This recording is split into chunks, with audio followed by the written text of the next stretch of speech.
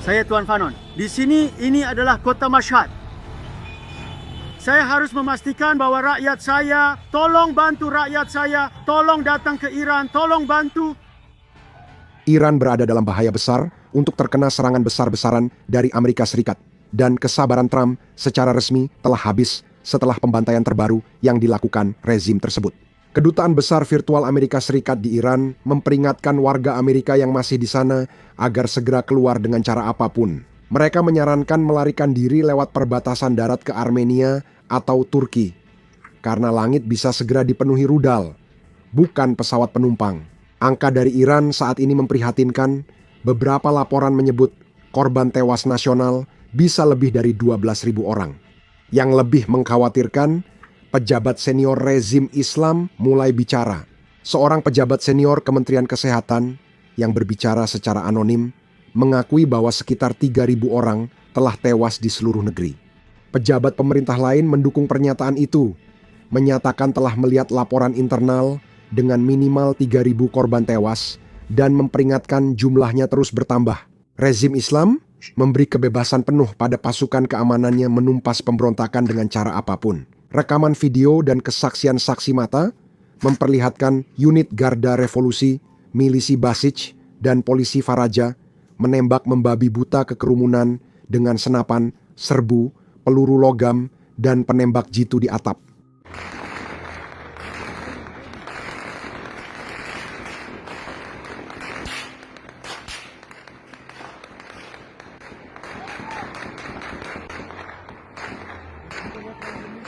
Terima kasih.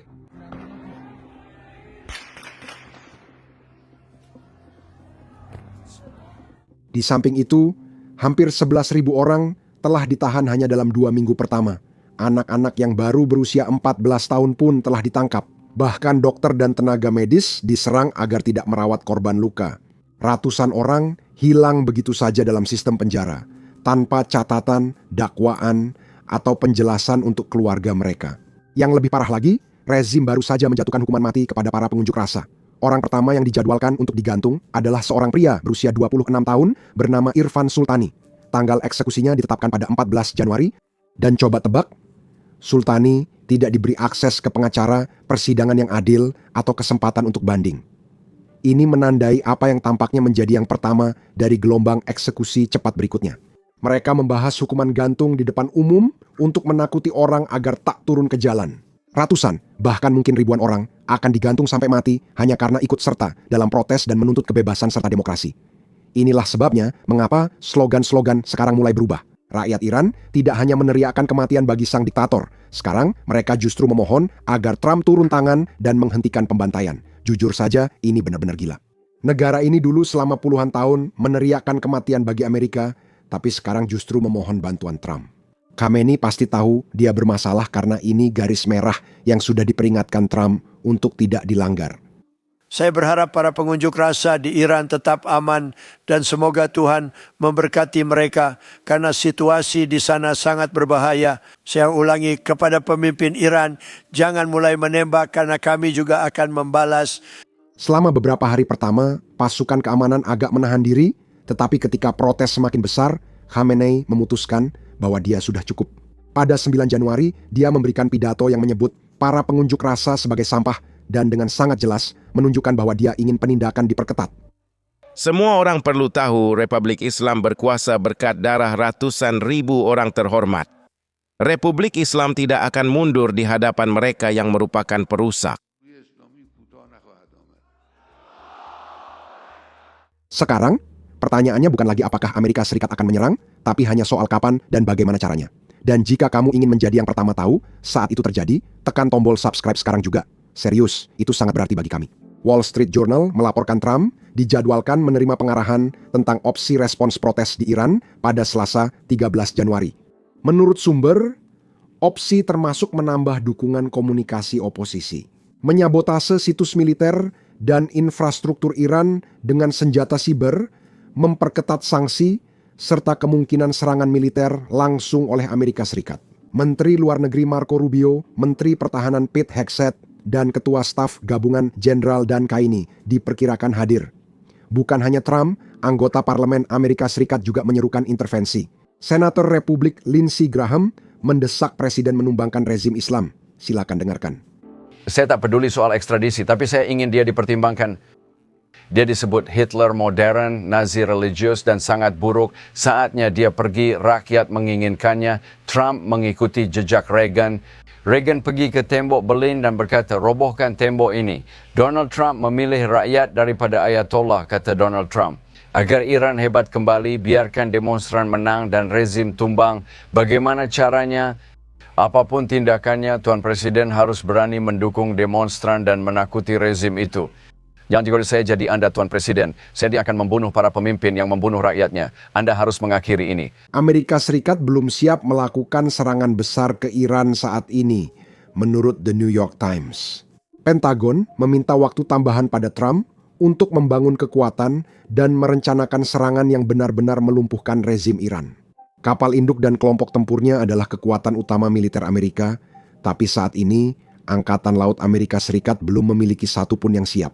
Dari 11 kapal induk aktif 7 sedang perawatan atau isi bahan bakar di dalam negeri, dan 1 berada di Karibia untuk operasi Amerika Serikat melawan Venezuela.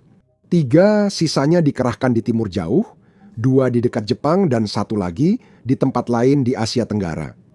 Sejauh ini belum ada laporan bahwa salah satu dari mereka menuju ke Timur Tengah.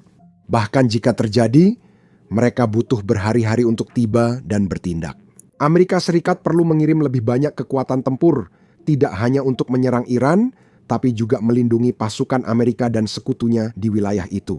Pejabat menyatakan memo dikirim ke lembaga-lembaga untuk meminta masukan terkait tanggapan situasi Iran sebelum pertemuan besar Trump.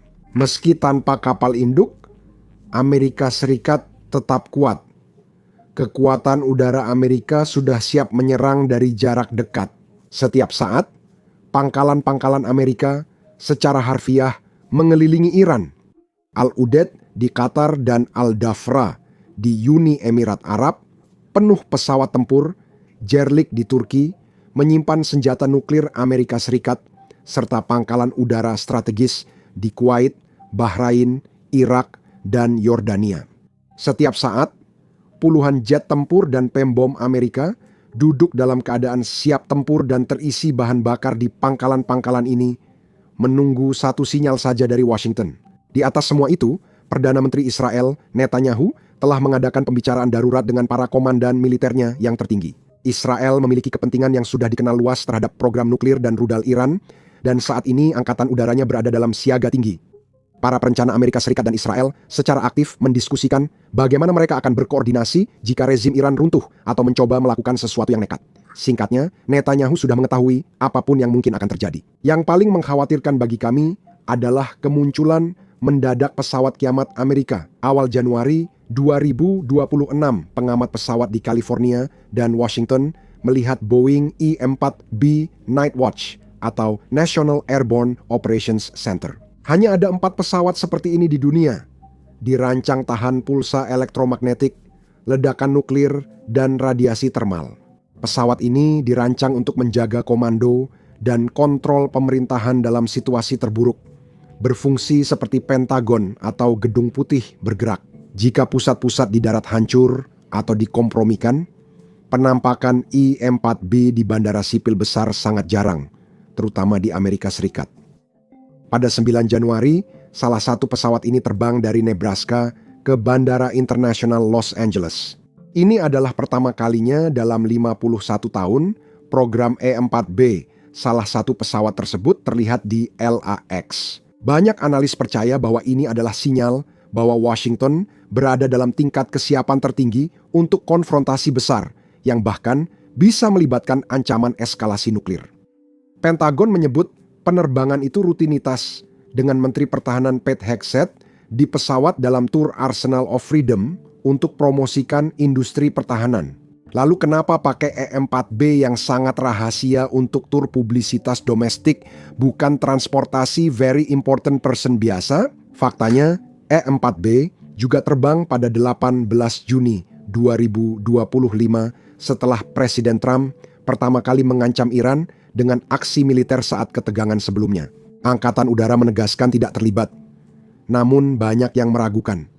Kini, Pesawat itu aktif lagi setelah peringatan keras Trump ke Teheran, sehingga keterkaitan pun terlihat jelas. Jika Trump setuju, seperti apa serangan Amerika Serikat ke Iran? Berdasarkan diskusi bocor dan contoh sebelumnya, para ahli memprediksi serangan cepat dan terarah untuk melumpuhkan kemampuan Teheran melanjutkan pembantaian terhadap rakyatnya. New York Times melaporkan Trump diberi pengarahan soal serangan terarah ke beberapa lokasi di Teheran, termasuk infrastruktur non-militer terkait aparat keamanan rezim itu.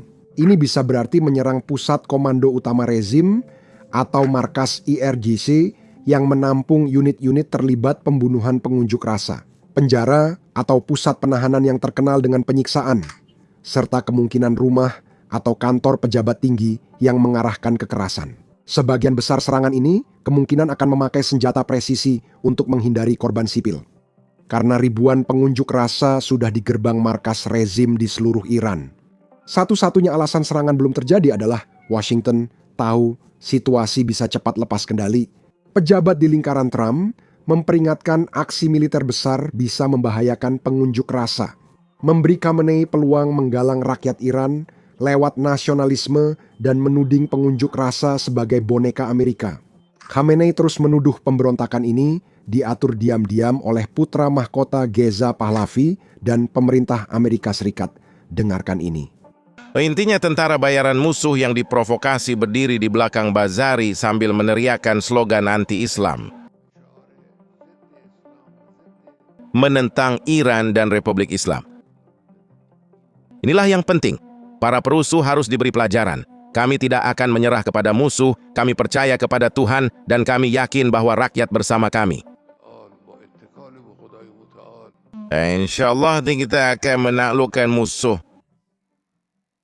Presiden Iran, Masoud Pezeshkian, muncul di televisi dan menuduh Amerika Serikat serta Israel mengirim teroris ke negaranya untuk menyebarkan kekerasan. Mereka melatih kedua kelompok, baik di dalam negeri maupun di luar negeri. Mereka membawa teroris ke dalam negeri dari luar. Mereka membakar masjid dan pasar di Rasht, serta memperlakukan masjid seperti ini. Tak dalam masyarakat dengan budaya orang-orang seperti ini, apakah umat muslim akan menerima orang-orang seperti itu di masyarakat mereka? Lalu mereka membunuh orang-orang dengan senapan, beberapa dibunuh dengan senjata berat, dengan senapan mesin. Mereka membakar beberapa orang, beberapa dipenggal, beberapa orang dikubur hidup-hidup. Saat Anda mendengar berita ini, mereka bukan dari negara kita. Ini menjelaskan segalanya. Presiden Iran lebih marah pada pembakaran masjid dibanding ribuan kematian. Lebih dari 350 masjid telah terbakar dan rezim itu membalas dengan tindakan sangat menjijikkan. Mereka menayangkan rekaman kantong jenazah di televisi nasional dan menyebarkan kebohongan bahwa itu korban konspirasi Amerika Serikat, Israel. Bukan demonstran yang dibunuh oleh pasukan keamanan mereka. Beberapa dari mereka mungkin memang mencari keributan. Meski polisi membantah, mereka ingin merebut markas dan mungkin memakai senjata. Tapi sebagian besar dari mereka hanyalah orang biasa, dan keluarganya juga keluarga biasa. Dengarkan pernyataan Kepala Polisi Iran, Ahmad Reza Radan, soal protes itu. Dia berjanji melacak semua pengunjuk rasa hingga tak tersisa. Kami bersumpah akan mengejar para perusuh sampai yang terakhir. Kami akan mengejar setiap orang yang menyebarkan ini sampai yang terakhir. Saya yakin Presiden tidak akan mengatakan sepatah kata pun tentang bagaimana pasukan Radan benar-benar menembaki anak-anak di jalanan dan membunuh warga sipil secara acak, bahkan di daerah di mana protes benar-benar damai. Sekarang, Amerika Serikat dan Israel belum menyerang karena ancaman serius dari pemimpin Iran yang mencoba menakut-nakuti Washington.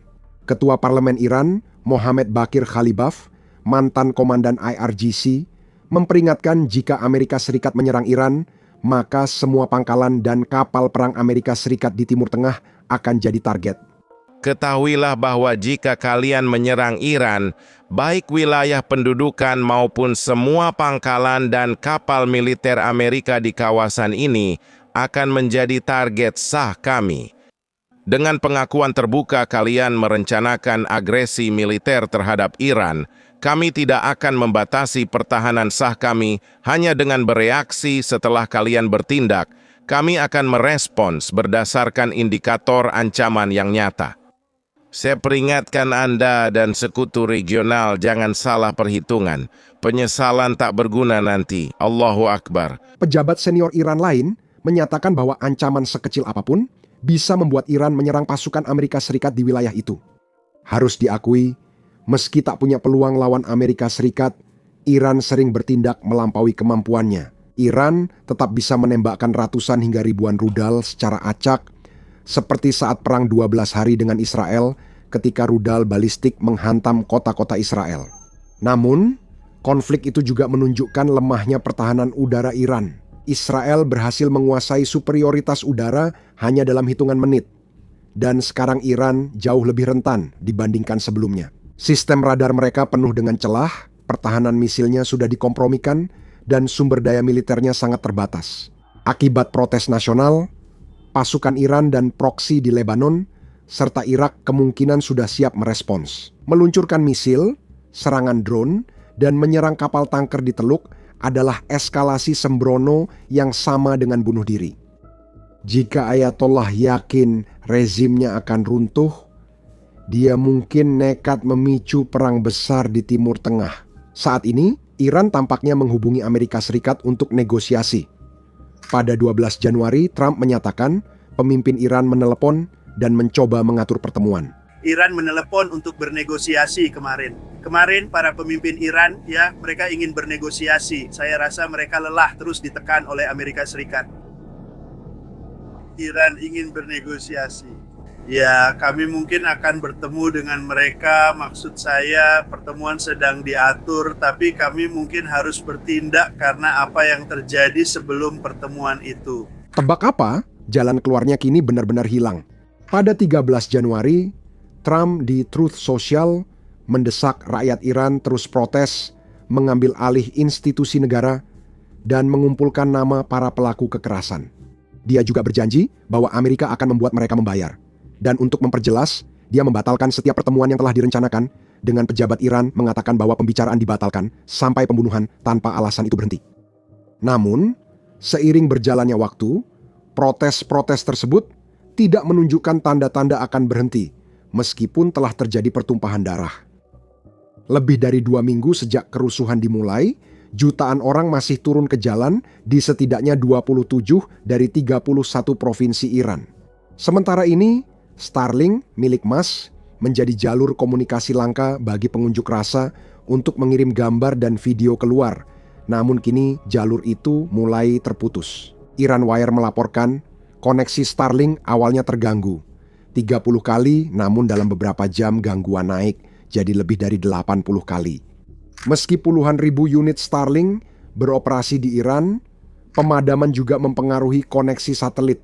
Menurut Iran Wire, ahli menyebut rezim Iran mengaktifkan saklar pemutus militer untuk mengganggu satelit Starlink. Teknologi ini sangat canggih dan kemungkinan besar dipasok ke rezim Islam oleh Rusia atau Cina. Usai perang, 12 hari melawan Israel dan Amerika Serikat pada Juni 2025, Iran mengesahkan undang-undang anti-spionase yang melarang Starlink dan satelit ilegal lain. Penggunaan pribadi dapat menyebabkan hukuman penjara hingga 2 tahun, sementara keterkaitan dengan spionase bahkan dapat dikenai hukuman mati. Meski dilarang, The Associated Press memperkirakan 40.000-50.000 orang di Iran tetap menggunakan Starlink. Sekarang, terminal-terminal itu pun tak berguna, kecuali Elon bisa atasi pemutus jaringan Iran. Namun, jika Elon berhasil, mungkin sudah terlambat bagi ribuan orang Iran. Rezim Islam memburu pengguna Starlink dari rumah ke rumah, menyita terminal, bahkan mungkin membuat penggunanya menghilang. Kini kita hanya beberapa jam dari eksekusi Irfan Sultani, dengan ratusan orang mungkin menunggu giliran. Jika rezim melakukannya, reaksi internasional akan besar. Setelah 47 tahun pemerintahan brutal, Republik Islam akhirnya bisa runtuh di bawah tekanan gabungan dari pemberontakan yang tak terbendung di dalam negeri dan kekuatan militer dari luar. YouTube sering mendemonetisasi atau membatasi video kami. Bahkan, minggu lalu 4 video kami didemonetisasi menurut YouTube. menampilkan serangan drone atau bahkan rekaman dari garis depan tidak ramah bagi pengiklan, dan itulah sebabnya video-video tersebut dibatasi. Kami percaya penting meliput semua ini, jadi kami meluncurkan Basics Insider. Kami membangunnya dari awal agar tanpa batasan. Okay? Kami tidak perlu mengaburkan serangan drone kami tidak perlu mengaburkan rekaman garis depan, dan kami tidak perlu mengaburkan pangkalan udara Rusia yang dihancurkan. Artinya kami tidak menayangkan iklan di situs tersebut, jadi kami tidak perlu menyensor diri meski pengiklan tidak suka dengan liputan kami. Kami tidak mendanai situs melalui iklan, kami mendanainya melalui dukungan Anda. Jadi jika Anda adalah seseorang yang tertarik dengan liputan seperti ini, Anda ingin menonton video kami tanpa sensor serta mendapatkan konten bonus yang tidak bisa kami unggah di YouTube, maka pastikan untuk bergabung bersama kami di basicsinsider.com. Anda juga bisa klik tautan di deskripsi atau memindai kode QR di layar Anda. Dengan bergabung, Anda bisa menonton semua konten yang sudah kami unggah dan semua video yang akan kami unggah di masa depan. Dukungan Anda membantu liputan dan channel kami. Terima kasih, saya Sam. Sampai jumpa di video selanjutnya.